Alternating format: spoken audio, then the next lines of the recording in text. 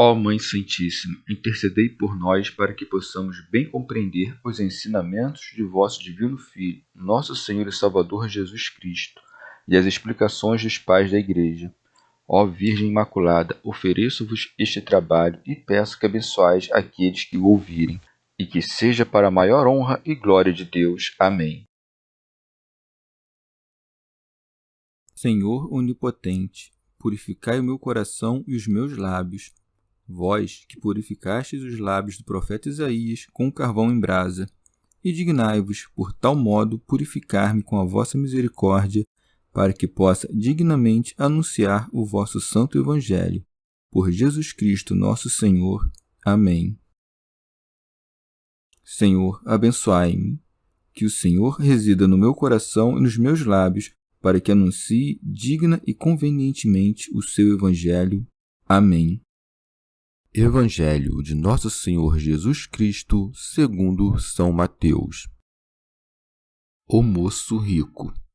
Aí alguém se aproximou dele e disse: Mestre, que farei de bom para ter a vida eterna? Respondeu: Por que me perguntas sobre o que é bom? O bom é um só, mas se queres entrar para a vida, guarda os mandamentos. Ele perguntou-lhe: Quais?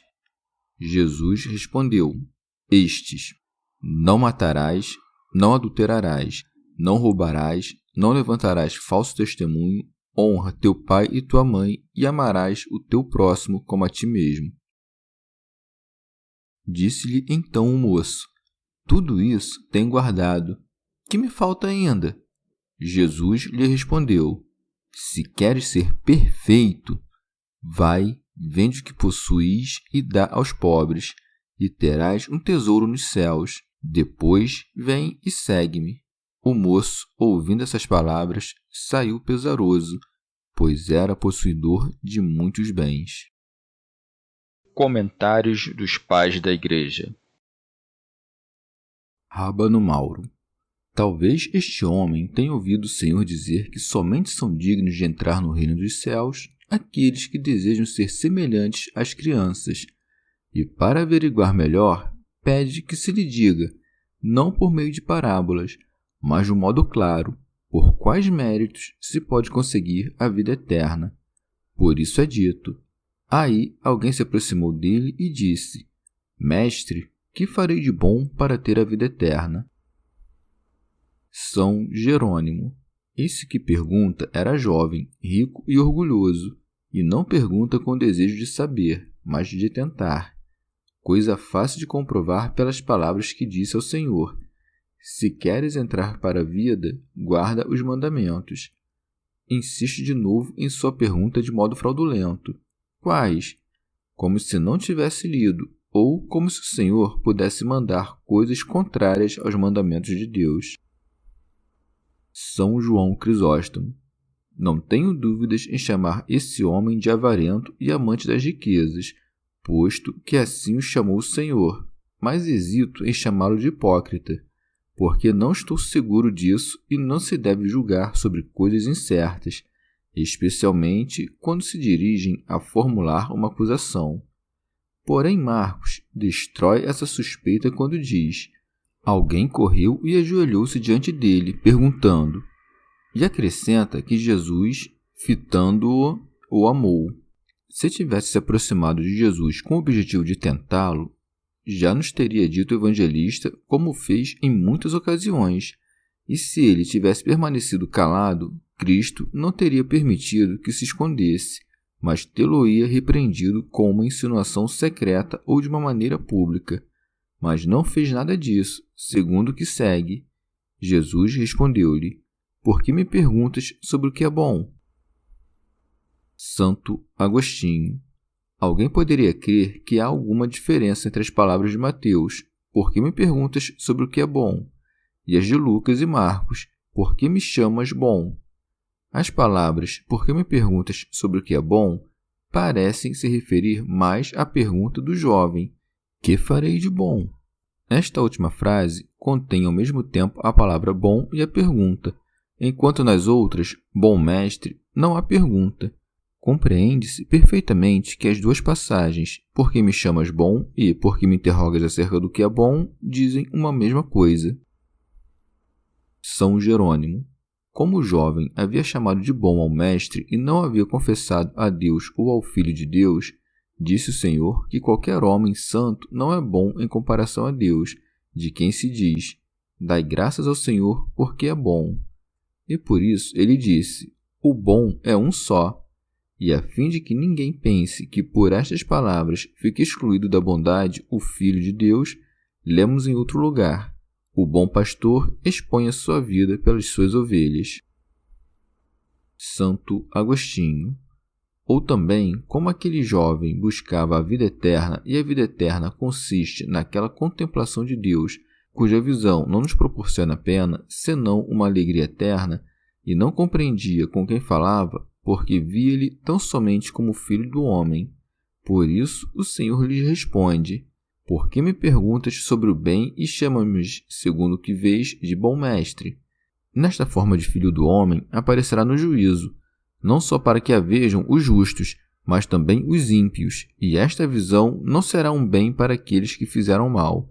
Mas, ademais, há em mim outra visão de minha forma, pela qual sou igual a Deus, porque há um só Deus, Pai, Filho e Espírito Santo, que é o único bem, porque ninguém o vê para o luto e o choro, mas somente para a salvação e a verdadeira alegria. São Jerônimo. Nosso Senhor não rechaça o testemunho da bondade que lhe dá o jovem, mas sim o erro de chamá-lo de mestre sem crer que é Deus. Que utilidade há em responder-lhe dessa maneira? Porque desse modo ganha-o aos poucos, ensina-o a desprezar a adulação e a se retirar das coisas terrenas, convence-o a se unir a Deus, a buscar as coisas da outra vida e a conhecer o que é o verdadeiro bem, a raiz e a fonte de tudo o que é bom. Orígenes. Também Cristo respondeu dessa maneira por causa do jovem que lhe perguntou: que farei de bom? Quando, pois, nos separamos do mal e praticamos o bem, chamamos de bem o que fazemos por comparação com o que fazem os demais homens. Mas em relação à verdade, segundo a qual aqui se diz: o bom é um só, nosso bem não é bom.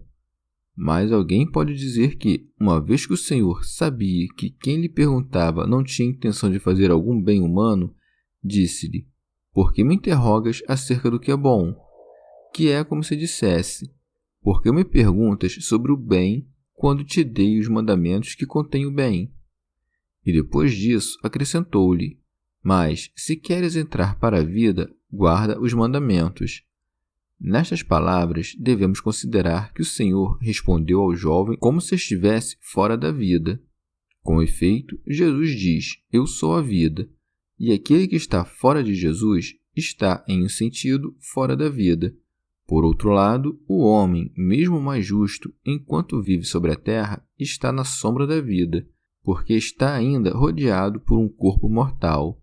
Mas aquele que se abstiver das obras da morte e desejar as da vida, entrará na vida.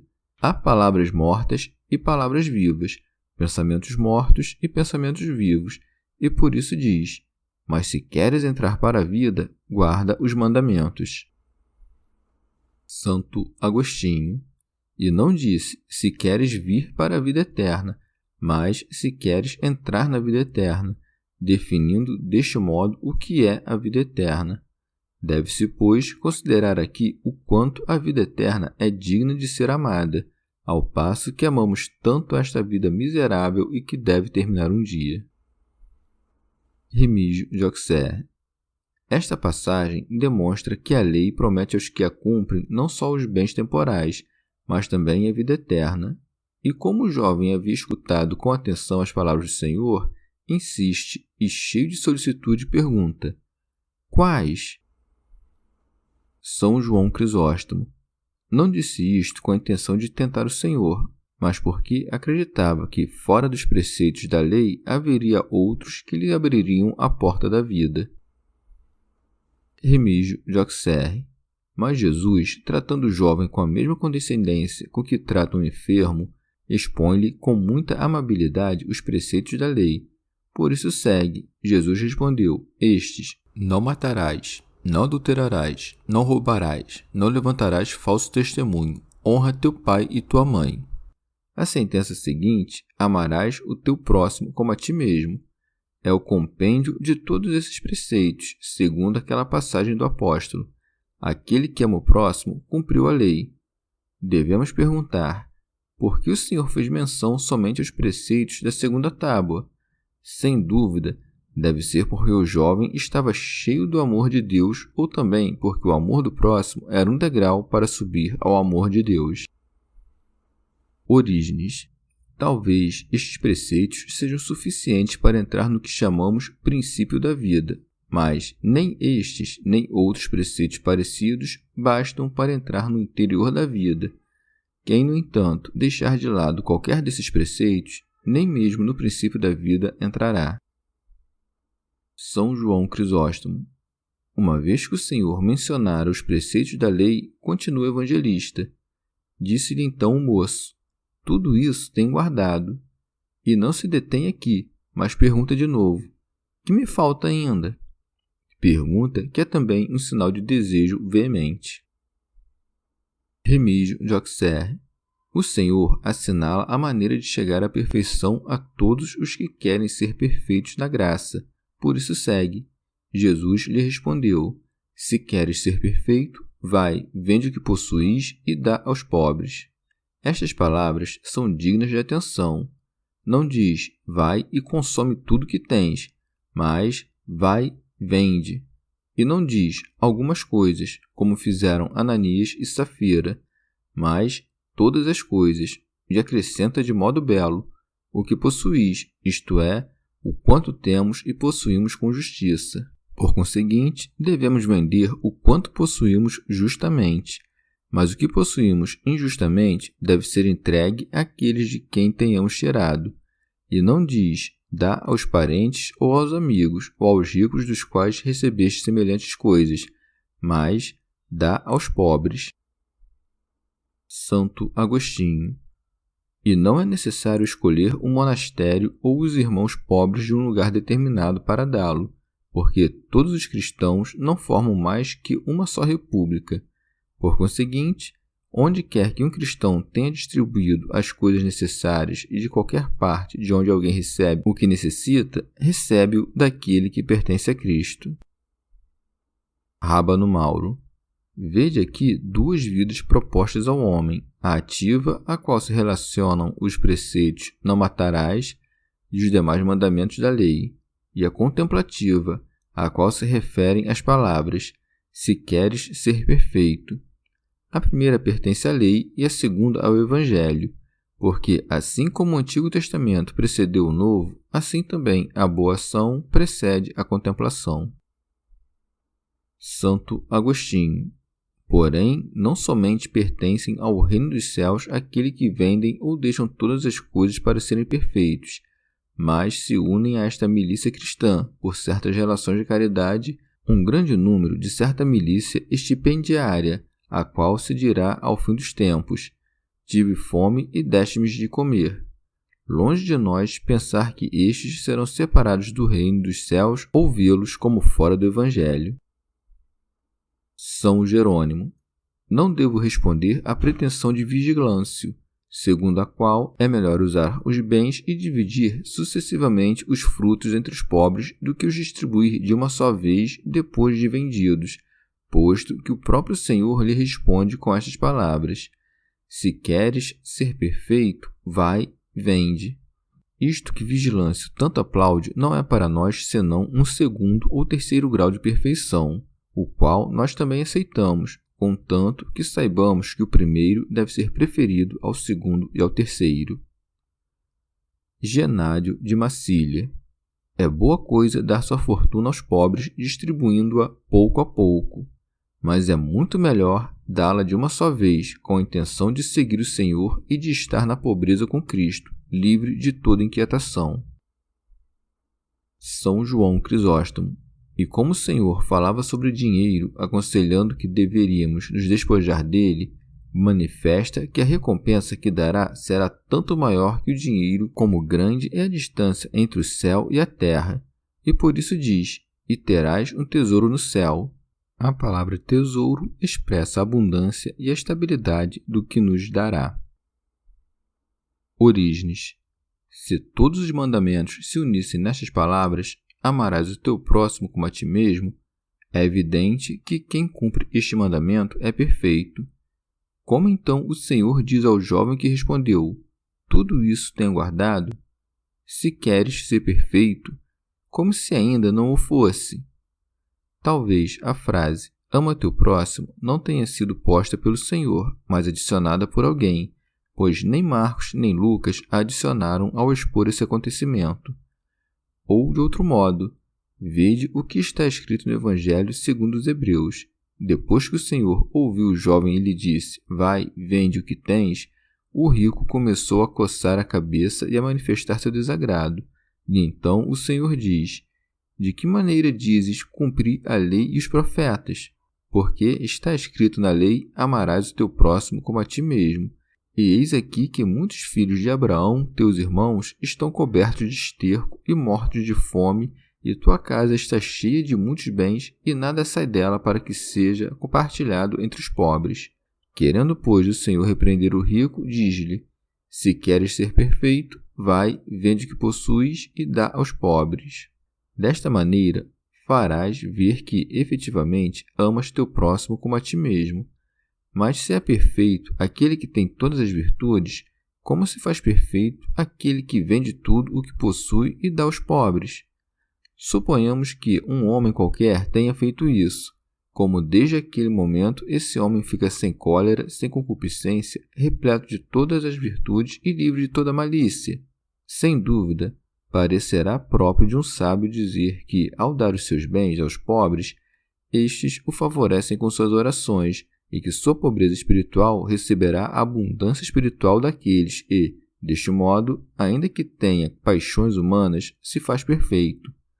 Ou também, aquele que trocou suas riquezas pela pobreza para se fazer perfeito será ajudado pela fé que tem nas palavras de Cristo, para que possa chegar a ser sábio em Cristo, justo, casto e sem nenhuma paixão, mas não de tal maneira que no momento mesmo em que entrega seus bens aos pobres seja completamente perfeito, senão que, desde aquele dia, a meditação sobre Deus o irá conduzindo para todas as virtudes. Pode-se dar outra explicação, a interpretação moral, dizendo que os bens são os atos da alma. Manda, pois, o Senhor vender todos os bens que são maus e entregá-los àqueles poderes que trabalhem nestes bens e estão pobres de todo o bem verdadeiro. Porque, assim como a paz dos apóstolos retorna a eles se não estiver presente um filho da paz, assim todos os pecados se voltam contra seus autores se não houver alguém querendo se valer deles. Desta forma, não se pode duvidar que aquele que deste modo vendeu todos os seus bens seja imediatamente perfeito. E é claro, com efeito, que quem obra assim tem um tesouro no céu e chegou a ser um homem celestial, porque terá no céu o tesouro da glória de Deus e as riquezas em toda a sabedoria de Deus. Esse indivíduo poderá seguir Cristo porque não será separado por nenhuma má propriedade que o impeça de seguir Cristo. São Jerônimo.